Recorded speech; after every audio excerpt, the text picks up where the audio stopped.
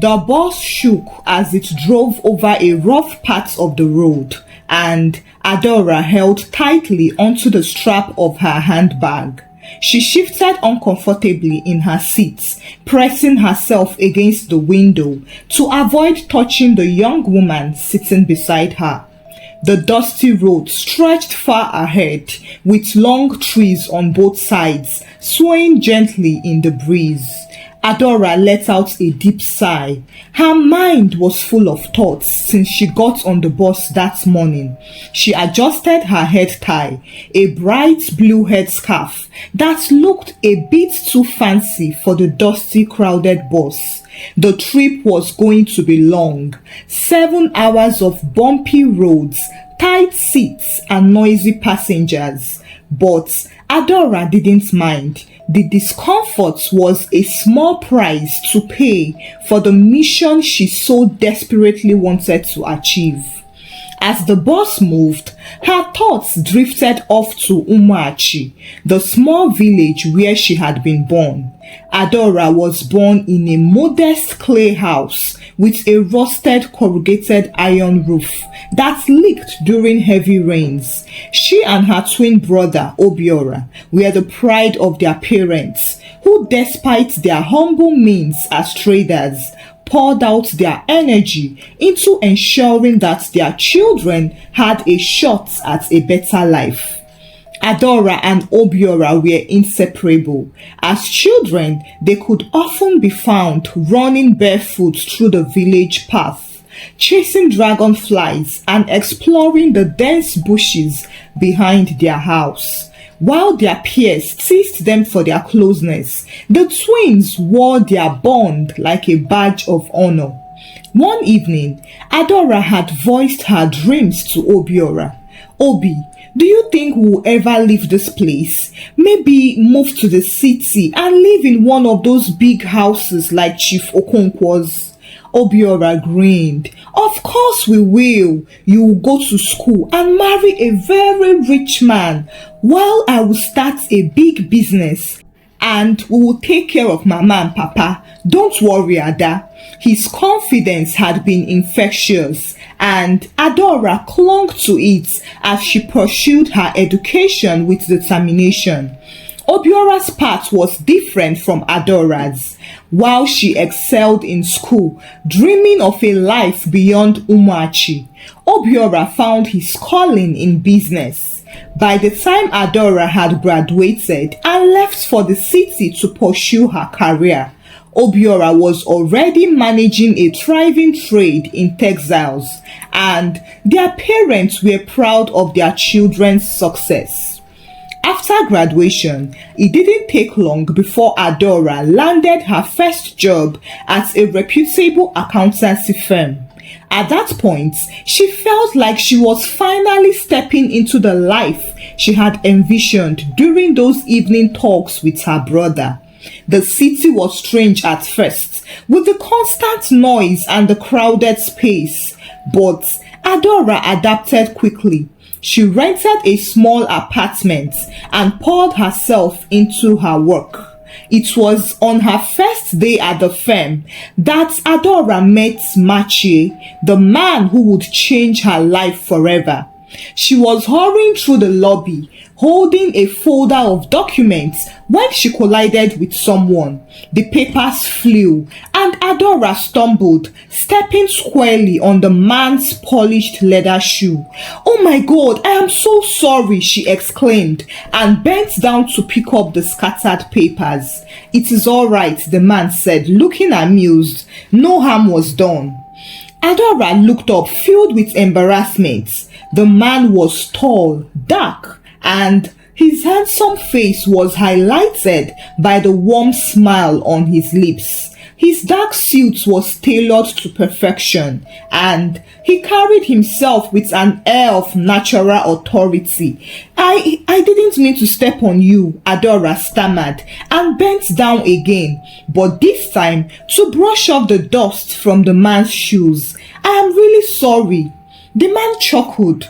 "Don't worry about it. I suppose it's your first day here. First days can be chaotic." It wasn't until later that day, during the staff briefing, that Adora realized the man she had collided with was none other than Machi, the owner of the firm. She was filled with shame and avoided his gaze, but Machi sought her out after the meeting. "You Adora, right?" he said. "Yes, sir," she replied cautiously. He smiled. "Call me Machi, you don't have to be so formal. And don't worry about the lobby incident. I found it refreshing."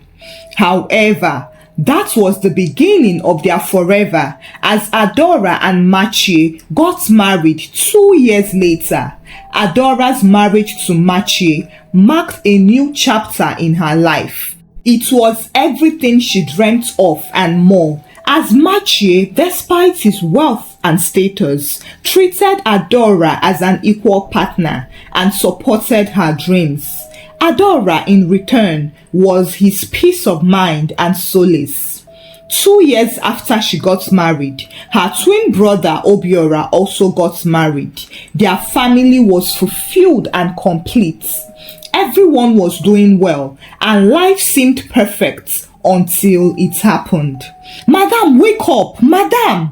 Adora was jolted up from her deep thoughts, which had turned into a shallow sleep, by the angry young lady sitting close to her. "Madam, shift! You have been pressing me here and using me as your pillow, as if you paid for my seat. Please, hold your body. I don't even know what someone of your age is doing on this bus, when you should have just used a flight to shorten the trip. Oh, I guess all your children are useless and irresponsible, that they can't even take care of their mother. Or maybe you wasted your youth on married men, and now you have ended up lonely. See, whichever it is, just keep to yourself. I am not the cause of your predicament." Adora was too stunned to even reply the lady. How could she insult both her past and present in a matter of minutes, just because she accidentally leaned on her shoulders? Truly, by their fruits you will always recognize them. "I'm really sorry for the inconvenience," Adora apologized to the lady and shifted further from her. This journey wasn't about comfort or respect, so she had better brace herself up for the worst. The sun was beginning to set as the bus pulled into the dusty terminal of the small town. Adora alighted, carefully taking in the unfamiliar surroundings. The town was more quiet than she expected, with narrow streets lined with shops selling everything from vegetables to second-hand clothes. She had chosen this place deliberately, a remote town that was enough to give her a perfect disguise, as well as enough activity to offer opportunities. She made her way to the small apartment that had been prepared for her. It was an old building with peeling paint. Her apartment was on the ground floor, a single room with a tiny adjoining kitchen and bedroom. It was sparsely furnished with just a bed, a rickety table, and a plastic chair. But it was exactly what Adora wanted. She didn't need luxury. She needed anonymity. She sat on the edge of the bed, taking in her new surroundings, and she forced a smile to reassure herself that this was worth the stress. Tomorrow, she would begin the search for work. Tomorrow, she would begin her new life. Adora woke up early the next morning and dressed simply. She wore a neatly pressed blouse with a casual skirt. She wasn't interested in getting a skilled job. After all, it would be hard for anyone to employ her at her age. Any low position would do.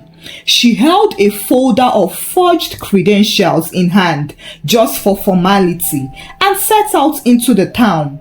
She started with the bigger offices, but her reception was not encouraging. At one company, the receptionist barely glanced at her resume before shaking her head. "We are not hiring," the young woman said rudely, before turning back to her phone. at another company. The manager looked at her over his glasses and said, "At your age, ma, what can you really offer us? You should be thinking of retirement." By midday, her feet were aching and her spirit was almost dead. She decided to try one last place before calling it a day. A small logistic company hidden away on a quiet street. The gate was manned by a stern security guard who blocked her path. "Yes, where do you think you are going?" he barked. "I am here to inquire about job openings," Adora replied, trying to keep her tone polite. "Job openings? Madam, go back home. We don't need people like you here." Before Adora could respond, a voice called out from behind the gates. "What is going on there?" A young woman in her mid-20s, smartly dressed in a navy blue suit, approached. The guard straightened immediately. "Nothing, madam. This woman was just—" "I can speak for myself," Adora interrupted. She turned to the young lady. "I am looking for a job. I heard your company was hiring." The woman, who introduced herself as Fetia, looked at her over and smiled. "Come in, let's talk." Inside Fetia's office, Adora explained her situation. She kept the details plain, only mentioning that she was new in town and willing to take on any work. "Well," Fetia said after a moment of thought, "we don't have any vacancies at the moment. The only position available is for a cleaner. It is a physically demanding job and the pay isn't much." "I'll take it," Adora said without hesitation. Fetia was taken aback. "Are you sure? It is not an easy work." "I am sure. I need this job, please." With that, Adora was hired. She started the following day, scrubbing floors, emptying trash cans, and cleaning the bathrooms. The work was exhausting, but she approached it with patience, and what made it even harder was the behavior of her colleagues. When the manager, Fetia, was around, things ran smoothly. Fetia was sympathetic and fair, making sure everyone did their jobs. But the moment Fetia stepped out, chaos took over. The workers did whatever they liked, and no one suffered more than Adora. Toyin, the assistant manager, seemed to take an instant dislike to Adora. She was proud, bossy, and ambitious, and she was always in competition with Fetia. She believed she was the best person for the manager's position, and sooner or later she would overthrow Fetia. "Old woman," Toyin sneered one afternoon as Adora mopped the floor. "Is this the best you could do with your life? Cleaning floors at your age? So pathetic." Adora turned to look at her. "Toyin, I am old enough to be your mother. Please treat me with some respect." "Respect? For you?" Toyin laughed mockingly. "I can never have a mother like you. Don't insult me." The other staff members either laughed along or stayed silent, unwilling to risk Toyin's wrath. Only Fetia showed Adora any kindness. She often stopped by to check on her, offering her a bottle of water or a free lunch. "Ma, you are working too hard," Fetia said one day, handing Adora a small envelope. "Here, take this. Buy something for yourself to eat." Adora was touched by Fetia's gesture, but it only deepened the sting of Toyin's cruelty, who seemed determined to make her life miserable. However, it wasn't just Toyin. Even Idris, the gateman, was a pain in Adora's ass.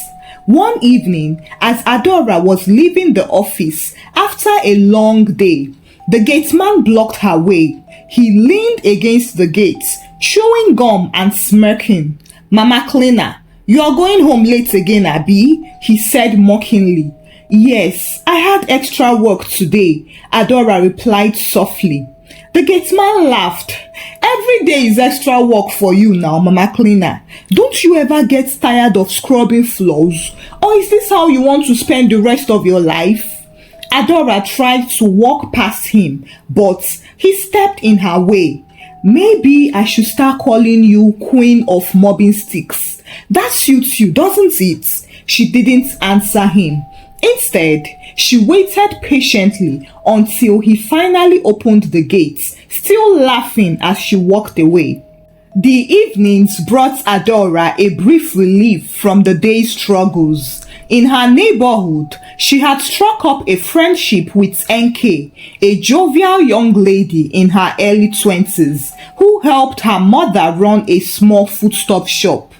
Enkay had noticed Adora one day when she came to buy some soup ingredients. "Good evening," Adora greeted the woman behind the counter. "Good evening, my sister. What do you want to buy?" the woman asked. Adora listed what she needed: vegetables, dried fish, and a small tuber of yam. The woman gathered the items, and Adora reached into her purse to pay, only to discover that her money wasn't enough. "I'm so sorry," Adora said, feeling embarrassed. "I thought I had enough money with me." The woman waved her hand dismissively. "No problem. My daughter can follow you to your house to collect the rest of the money." Enkay, who had been inside, jumped up. "Auntie, let's go." When they arrived at Adora's apartment, Enkay handed her the bag of ingredients she had helped her carry and collected the money. However, she didn't leave immediately. Her curiosity overtook her as she looked around Adora's house. The small room was neat but sparsely furnished. "Auntie, do you live here alone?" Enkay asked. "Yes, my dear," Adora replied. "No husband, no children?" Enkay pressed on, raising an eyebrow. Adora laughed softly. "I have a son, but he's not here. He's still in another town hustling." Enkay's mouth fell open. "Your son knows you are here, living like this, and he hasn't come to help you?" "Auntie, sorry if I'm too forward, but I don't understand. Is he really your son?" Adora chuckled. "He's still trying to build his life. Things haven't been easy for him." Enkay frowned. If it were me, I wouldn't leave my mother to suffer like this." Adora was touched by the young woman's concern. From that day, Enkay made it a habit to check on Adora. She would stop by after helping her mother at the shop, bringing Adora cooked food, or cleaning the house without being asked. One evening, after Enkay had finished sweeping Adora's small room, they sat together on the bed talking. "Enkay, you are such a hard-working young lady," Adora said warmly. "I have never seen anyone like you. God bless you." "Thank you, Auntie," Enkay replied. "I just like helping you. You remind me of my late grandmother." Adora smiled. "You know, I've been thinking I want you to marry my son." Enkay froze. "Marry your son? Auntie, are you joking?" "I am not joking," Adora said seriously. "You are kind, respectful, and hardworking. I believe you will make the perfect wife for him." Enkay burst into laughter. "Auntie, you want to marry me off just like that? I don't even know what he looks like." "He's a fine boy, I promise you," Adora grinned. "And he has a good heart, just like me too." Enkay tilted her head. "Okay, Auntie, let me ask you, what does he do? Where is he now?" Adora hesitated. "He's still hustling. Things haven't been rosy for him yet, but he's a good man." Enkay's laughter grew louder. "Auntie, I can't marry a poor man, no. I didn't come to this world to suffer. I am a university graduate, oh. I'm just waiting for a good job opportunity. But if that one doesn't come, at least a rich husband should be a good compensation now. If I marry a poor man, won't I end up cleaning houses just like you?" Adora smiled at her honesty. My son will not remain poor forever, Enkay. He will become rich, you will see. Enkay shook her head firmly. No, auntie, I don't have the patience for that. I need a man who is already rich so that I can relax and enjoy life. I want to be taken care of. I don't want to manage. Despite Enkay's refusal, Adora didn't give up. Every time they sat together, she found a way to bring up the topic. Enkay, she said one day while they peeled yam, I was just thinking, imagine how beautiful your children will look with you and my son as their parents. Enkay rolled her eyes playfully. Auntie, don't start again. I already told you I can't marry your son. But why not? He's hardworking and I know he will take good care of you. Hardworking doesn't pay bills, auntie, Enkay laughed. I want to marry a man who has money already. I don't want to risk it at all. Adora shook her head amused. Young girls of today, all you think about is money, money, money. You don't know that a good man is better than riches. Enkay shrugged her shoulders. Auntie, that is easy for you to say because you are not the one who will suffer with him. Adora burst into laughter. Fine, I'll stop for today, but I still think you are the perfect wife for my son. Enkay wagged her finger. Not me, oh auntie, you better look for another candidate for your son. Although Enkay refused Adora's suggestion, their bond grew stronger. Enkay admired Adora's strength and took her like a mother, while Adora appreciated Enkay's cheerful nature and willingness to help. They teased each other often, and their conversations were always filled with humor and light-hearted arguments. One day, as Enkay was ironing Adora's clothes, she said, Auntie, if your son becomes rich tomorrow, let me know. I might reconsider. Adora chuckled. I will make sure to let you know. But by then, you might be married to a rich man already. Oh. Exactly, Enkay said. That is why I am not waiting. Oh. Time waits for no one. Adora shook her head and laughed. You are a stubborn girl, Enkay, but I still love you. And I love you too, auntie, Enkay smiled. The days at the logistic company turned into weeks, and Adora found herself growing weary, not just from the physical toll of the work, but from the constant emotional strain of dealing with Tony and her clique. The younger staff had made it their mission to torment Adora, always finding new ways to humiliate and belittle her. One of her junior colleagues, Sochi, was a young woman who enjoyed stirring trouble. She was loud and overconfident, always looking for ways to put others into trouble. From the moment Adora joined the company, Sochi decided that she was an easy target. One morning, as Adora entered the staff room to clean, she noticed the room was unusually messy. There were empty coffee cups scattered on the table and crumpled papers littered the floor. She sighed and got to work, picking up the trash. Ah, Mama Ada, Sochi's voice rang out from the doorway. You came just in time. I was about to make another mess, oh.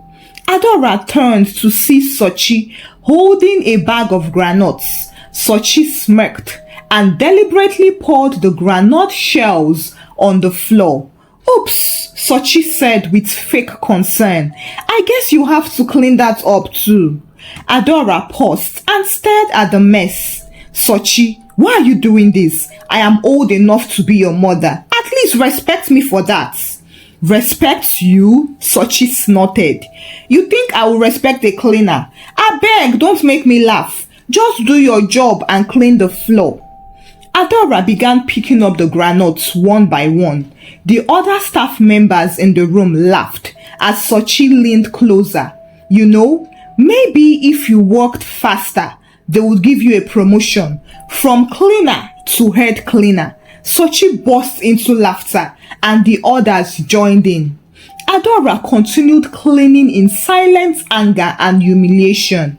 She reminded herself that she wasn't there to fight or argue. She needed this job to achieve her mission. On another day, during lunch hour, Sochi played another cruel trick. Adora had placed her lunchbox in the staff room refrigerator earlier that morning. It wasn't much, just a small bowl of rice and stew, and it was all she had. When she went to retrieve it, the lunchbox was gone. She checked the fridge again, but it was empty. She turned around to see Sochi and Tony sitting at the table eating rice and laughing. Sochi, Adora said cautiously, "Have you seen my lunch? I left it in the fridge." Sochi raised her eyebrows innocently. "Your lunch? Oh, was it in a blue bowl?" "Yes," Adora answered hopefully. "Oh, sorry," Sochi said with a smirk. "I thought it was for the trash, so I dumped it there. You should label your food next time, because who eats such rubbish in the first place?" Adora stared at her speechless. She opened her mouth to say something, but Tony caught him. "Why are you looking like that? If you are hungry, go and buy another one now. Or better still, ask Fetia for money. She is your savior, isn't she?" The room erupted in laughter. Adora turned and left, swallowing her tears. She walked through the rest of the day on an empty stomach. Fetia remained the only source of kindness in the toxic workplace. On more than one occasion, she stood up for Adora in front of the other staff, even though it earned her eye rolls and murmurs of discontent. One morning, Fetia called Adora into her office. "Ma, please sit down. How are you holding up?" Adora smiled. "I am managing, thank you." Fetia studied her for a moment.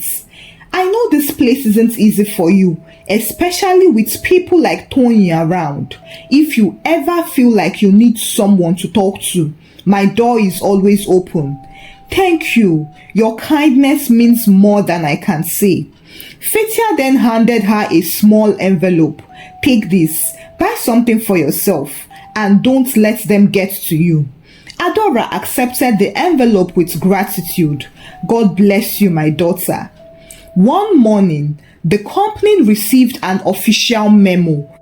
A high-profile investor would be visiting the following week. The announcement sent the office into a frenzy.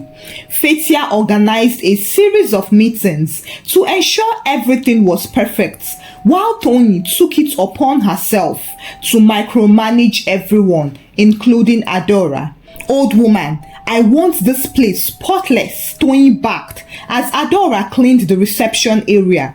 "And don't forget the bathrooms too. If anything is out of place, I will make sure you regret it."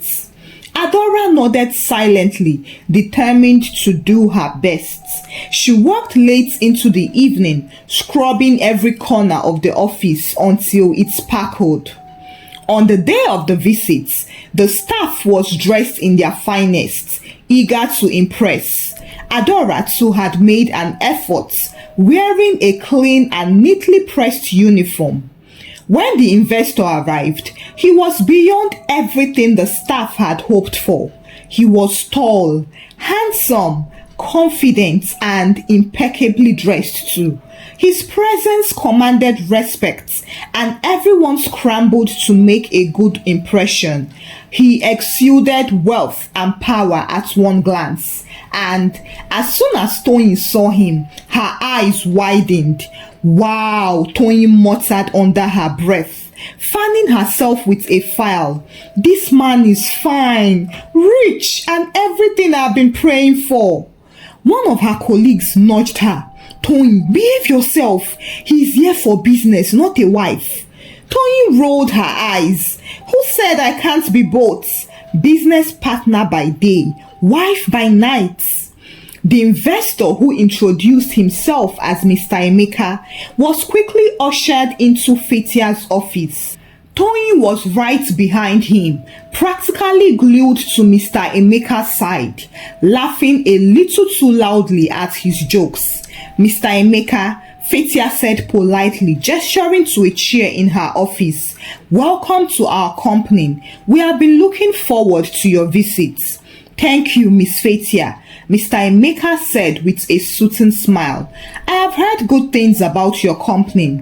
But before we proceed, I would like to meet the entire team. It is important for me to see how everyone works together." "Of course," Fetia replied. "Toyin, please gather everyone in the conference room immediately." Toyin, who was eager to impress, practically sprinted out of the room. Within minutes, the staff was seated around the large conference table, all trying their best to look competent and confident. As the meeting went on, Mr. Emeka explained his plans to expand his business and why he was considering investing in the company. The staff nodded eagerly, hanging on his every word. Toyin, who was seated close to him, kept leaning forward, pretending to take notes, but really, she was just trying to catch his attention. Then it happened. Mr. Emeka reached for his cup of coffee, but his hand brushed against a file, and the coffee spilled across the table and onto the floor. The room was silent for a moment before Toyin sprang into action. "Oh, no, she exclaimed dramatically. "Adora! Adora, come here now and clean this mess." Adora, who had been in the hallway cleaning the windows, heard the commotion and quickly came in with her mop and towel. As she stepped into the room, her eyes fell on Mr. Emeka and she froze. Her heart skipped a beat and she stood there staring, unable to move. "Adora, what is wrong with you?" Toyin barked. "Are you deaf? Come and clean this mess before you embarrass us further." The other staff members joined in, scolding Adora for being clumsy. "Why is she just standing there? Does she think this is a staring contest? Adora, if you don't move now, eh?" Fetia, sensing that something was wrong, stood up. She walked over to Adora and gently took the towel from her hands. "Adora, are you all right?" she asked softly. Adora blinked as she recovered herself and nodded quickly. "Yes, I am fine," she said.